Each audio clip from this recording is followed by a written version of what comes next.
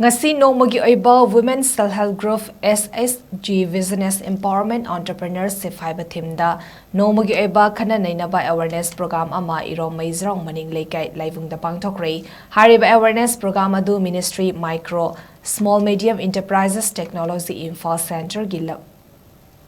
ga lamsing BVLF Lairanjam Meijrao GP aniga khusamnaraga NONGMAGI oina Khnna Neinaba gi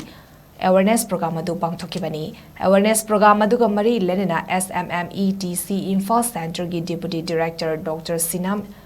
Yorelolba Meidena haikibada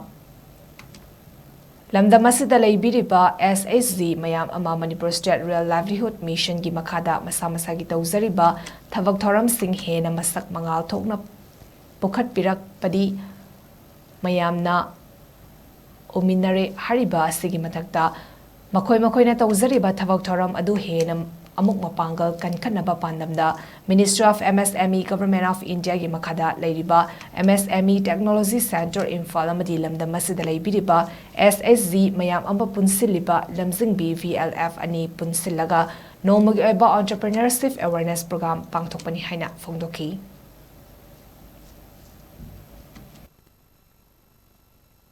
HELF group Mama, Saiki, Mesa Lungi, Manipur State Rural Library, Missiongi Makada, Mumiki Top Jariba Tawak Toramdu, Saiki,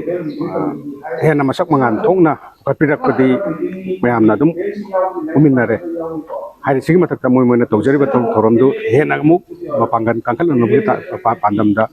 Mesmi, Central Government Makada Leisure Office, MSB Technology Center in Pal, Muti, Namdam Sida. Laibiriba self-help group mayamama punjan biribi lamjing bi BLF group we anisina punjaraka NONGMAGI OIBA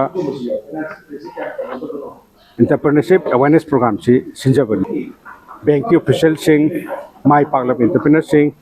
then ministry makada sakaki market ki mayam ki mating oinana ba dumba ngaklo support system kari karam balai di lau biharakati kari topun topatai Entrepreneur moina tangai patana sai udam recession social na topiba udam recession topira matung dati sai ai ki pamun thokpa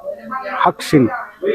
hangjana bidamta ai ki tobun thokpa tangai phat bai tawdang sina kari lei ai sing do sai ki ministry official sing dan nam sida leibiri ba mai parliament entrepreneur sing mayam koi NONGMAGI na punmina daga mayam ga thang da tatok tasin tominabagi adumba Tauram ni siapa yang pantuk jadi besar.